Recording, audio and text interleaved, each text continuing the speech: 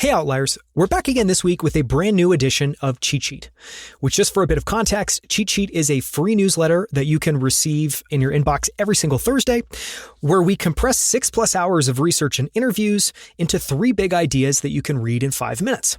And effectively, the kind of context and background for this is every single week, we release around 90 minutes to 2 hours of interviews with one guest. In addition to all of those interviews that basically get condensed down into what you can listen to or what you can watch on YouTube as episodes every single week, there's a lot that's left on the cutting room floor. There's a lot of research that's done that we don't end up covering. And so one of the things that we wanted to try was to try to compress all of the research and all of the interviews into just 3 big ideas that you can read in 5 minutes. So you can sign up for this as a free newsletter at cheatsheetnewsletter.com. And you also can listen to it in our podcast feed with the rest of the episodes we release each week as part of Outlier Academy. This week's episode is all about category creation, languaging, and why competition is for losers. This week we profiled one of the internet's most read writers. His name is Nicolas Cole, with 100 million views of his writing and counting, and his latest book, Snow Leopard, How Legendary Writers Create a Category of One, with co-authors Eddy Yoon and Christopher Lochhead of Category Pirates, which is a paid Substack newsletter that you can sign up for. You can learn more about them at categorypirates.com. Here are the 3 big ideas in this week's cheat sheet. The first one is that competition is for losers and it's something to be avoided at all costs. The second, as an example of category creation, is how 8 Sleep created the sleep fitness category. This was a conversation back in episode number 88 with Alexandra Zadarain, who's one of the co-founders and VP of brand and marketing at 8 Sleep. And it's a fascinating example of what we're going to talk about in action. And then the third idea is how to find and create your own category of one. This episode wouldn't be complete if we didn't make it actionable. And so in this last portion of today's episode, we're going to try to cover how you can find and create your own category. The quotes that we open this episode with, we've got 2 of them. The first is from the book Snow Leopard, and it's writers without niches are starving artists. Writers with niches are category kings. You're going to learn more about why that's the case, why that's the result of competition in just a few minutes. And the second is from Peter Thiel, who's going to feature quite a few times throughout the rest of the episode today. And this quote, it's a little bit kind of broken, but I think it's really profound. And it's all happy companies are different. Each one earns a monopoly by solving a unique problem. All failed companies are the same. They failed because they failed to escape competition. So starting with number 1, we're actually going to start with a principle. And that principle this week is that competition is for losers and it's something to be avoided at all costs. I'm just going to read from the newsletter and I'll add a bit of commentary as it makes sense. We're all taught that competition is good, that it evens the playing field, creates fairer markets, and promotes innovation, which is a wonderful way to think about it academically. But in truth, every business spends an enormous amount of time and money trying to escape competition because direct, more often called perfect competition, is destructive and creates a zero-sum dynamic where no one prevails.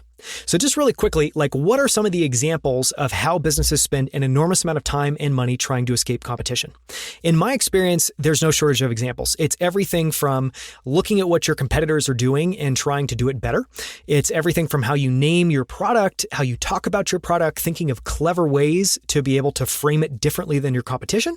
And so generally, when you look at all the business activities that companies do as they think about how they compete with their competition, it all is along the axis of better. So they're not trying to compete by offering something different to customers. They're trying to beat their competition by offering something better. And it's typically marginally better. Although you as a team, you as the founder might think it's much, much better. A lot of times you fail to communicate that in a really compelling way. And from a customer's perspective, you blend in with the rest of the competition. And what we're going to talk about today is why you want to stop competing along this axis of better and why you want to start competing along this axis of different, which is all about category creation. So I talked about perfect competition. Here's a quick refresher. Perfect competition is the situation prevailing in a market in which buyers and sellers are so numerous and well-informed that all elements of monopoly are absent, and the market price of a commodity is beyond the control of individual buyers and sellers. One of the best examples of perfect competition is the airline industry, where a large number of companies compete directly with one another with nearly identical products.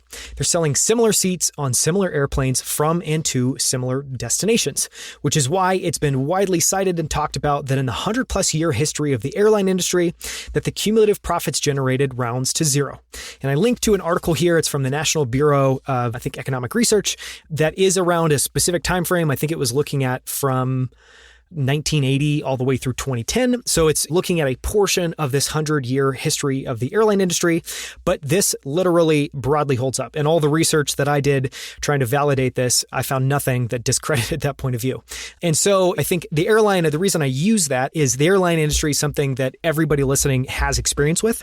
And it is the perfect example of perfect competition because every company has their own twist and their own angle of what they're selling. But at the end of the day, if you strip away the branding, if you strip away the marketing messages, and you literally just experienced what it was like to fly on one airline or another, or just looked at photos of what you were buying on one airline for another, I think you would be hard pressed to really tell how they're different. And so what you see is direct head-to-head competition, which is a fantastic way to destroy all of the benefits of actually competing, which is your ability to generate profits by not just competing, but by being able to have or own or generate profits from some percentage of that market. So now we're going to make a transition. I'm going to introduce Peter Thiel and how some of his ideas feature and make sense within this context.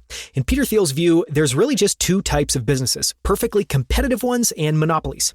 Here's what he had to say in Sam Altman's famous Stanford CS 183B, How to Start a Startup class. I do think the extreme binary view of the world I always articulate is that there are exactly two kinds of businesses in this world.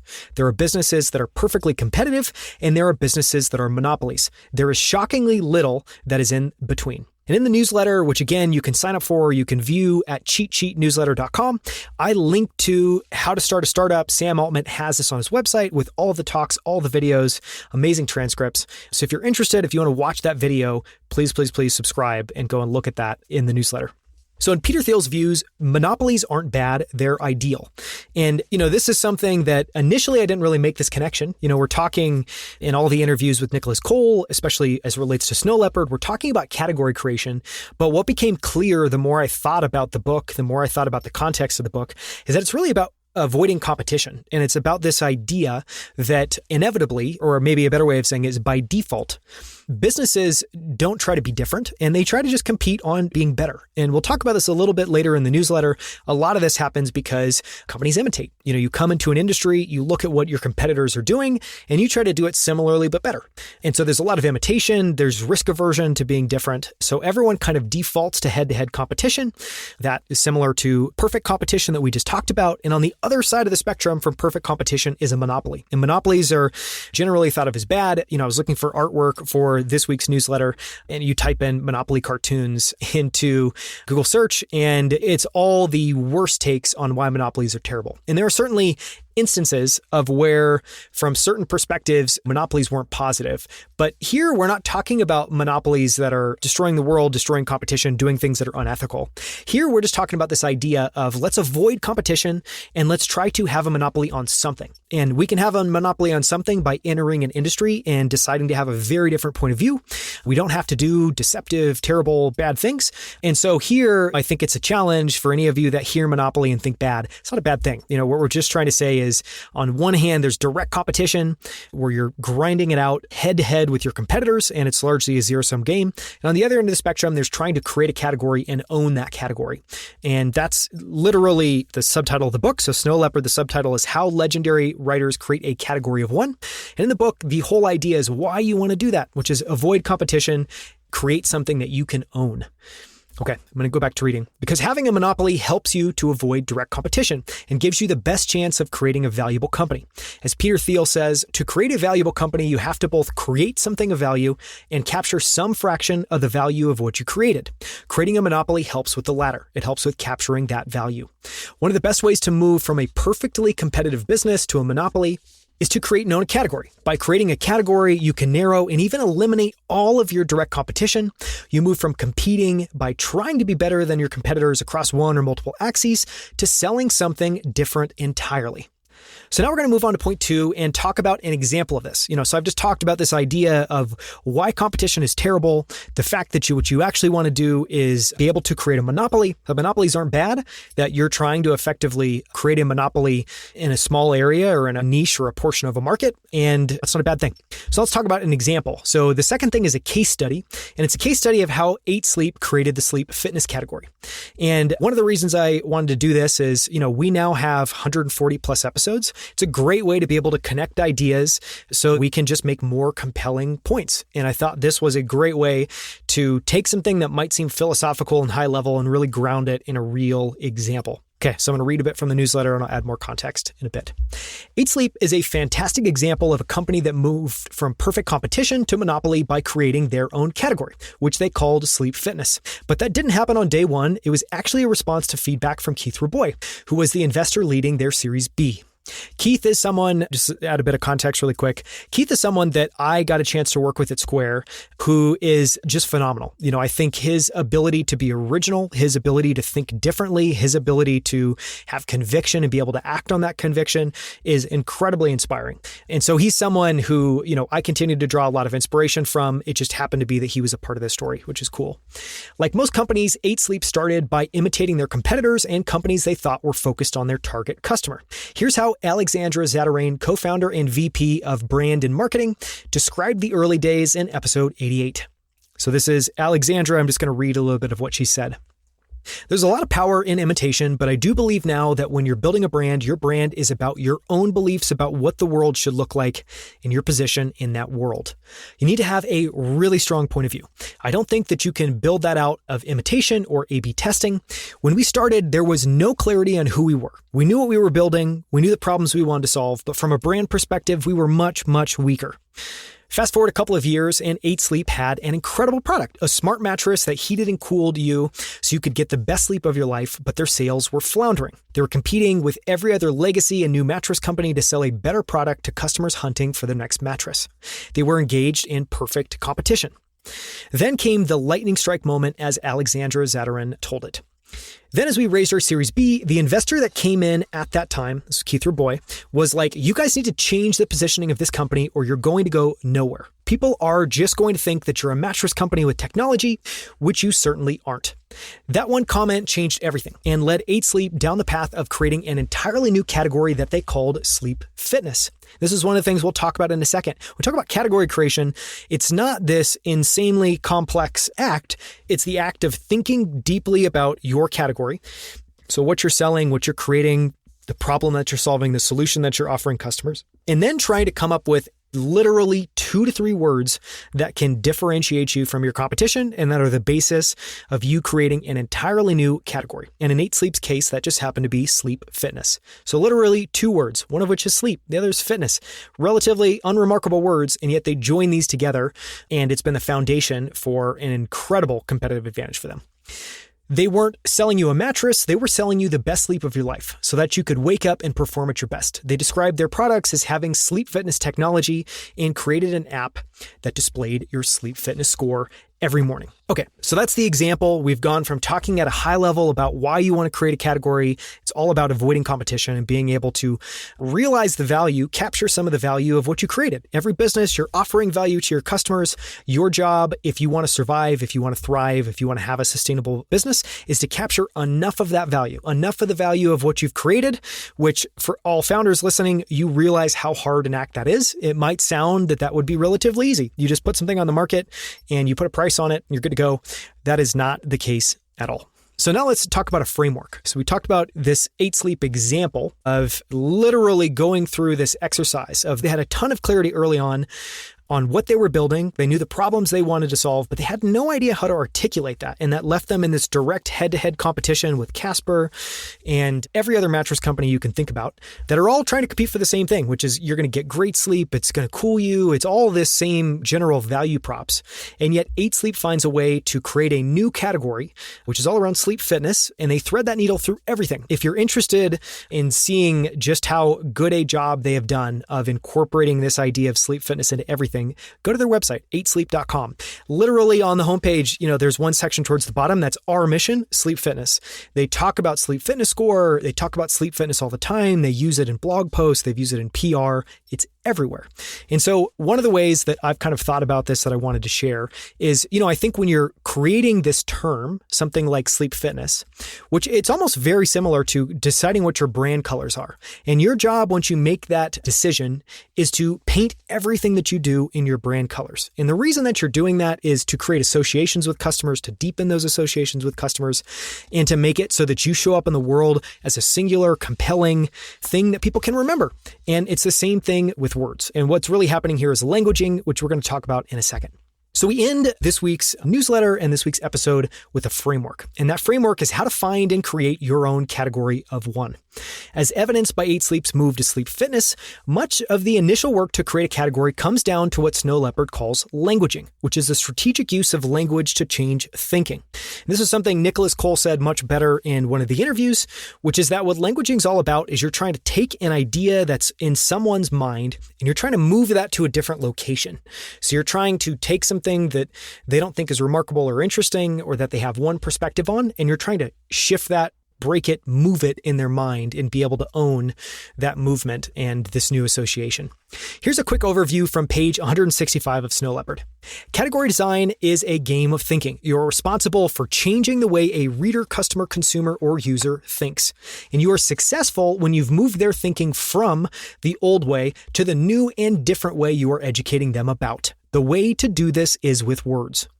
But before you start the process of identifying the 2 to 3 words that will define your category, yes, that's really all you get. You need to start by developing a strong point of view. And this is something we're going to talk about in a second. This was a challenging area where we're trying to take all of this information and boil it down into 3 points you can read in 5 minutes. This was an area where I felt like I probably should. I felt like I wanted to expound on what a point of view is. But one of the challenges here is to try to keep this as brief as possible. And so I just want to say you need to start by developing a strong point of view. This is a big idea, and I'm trying to flesh that out throughout the rest of the newsletter as best I can, but it's something I could go on much, much, much longer about. If you're interested in reading about this, there's an entire chapter on languaging in Snow Leopard. It starts at page 165, and it's one of the best chapters in the book, at least if you're at the stage where you want to figure out how to apply this. You're sold on this idea of creating a category and that it's important, and you want to just get to figuring out how to do it. I highly recommend you go and buy it. And there's a whole chapter on languaging, developing a point of view, that starts on page 165. Here's how Snow Leopard frames the importance of having a very clearly defined point of view. Companies and creators with unclarified, undefined POVs eventually come to the conclusion that they have a problem. Sales are down, attention is sparse, but they end up stating that the root of the problem in the way they ask for help, which is typically, we need to work on our messaging. And they literally use that word messaging. More times than not, what they mean when they say messaging isn't actually messaging, but point of view.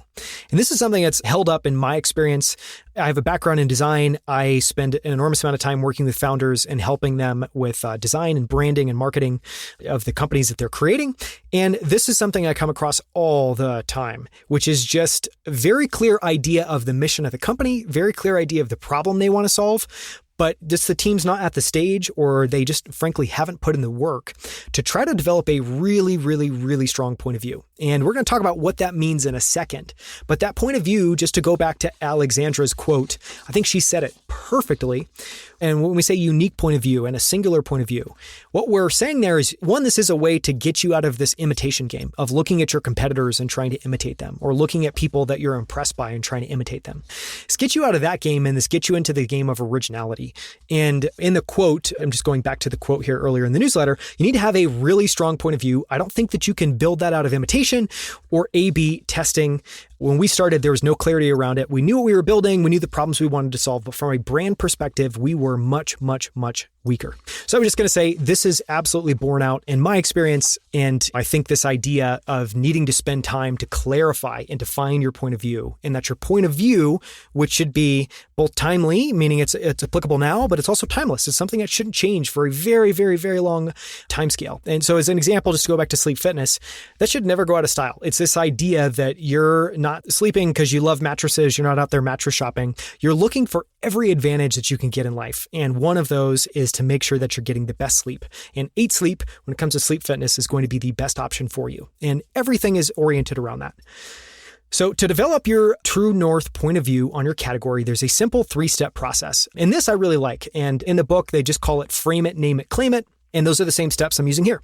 So the first one is frame it. And what that really means is you need to paint a picture of the world you want to create and figure out your role in that world. So again, this goes back to exactly what Alexandra was saying, that you need to do this exercise of projecting forward in time. Every founder has this incredibly difficult task. You're trying to build something that's likely going to take 3, 5, 10 years to realize and bring to fruition. So you need to figure out what that is and be able to have this extremely vivid idea in your mind of what you want to create. And that is this step all around framing it. The second thing is naming it. And this one, it's not difficult.